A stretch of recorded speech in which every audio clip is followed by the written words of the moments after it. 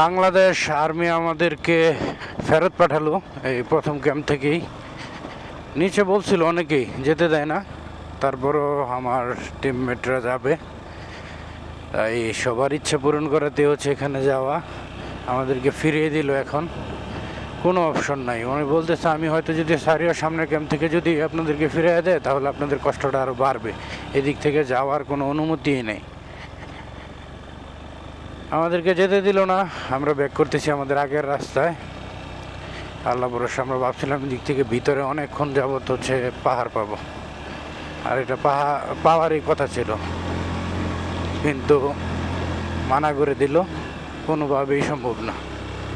আর আর্মির কথা না শুনে তো যাওয়া ঠিক না, কারণ ওনারা বলতেছে আপনার জীবনের চেয়ে হচ্ছে এদিক থেকে যাওয়াটা বেশি ইম্পর্টেন্ট না, আপনার জীবনটা সবচেয়ে বেশি মূল্যবান।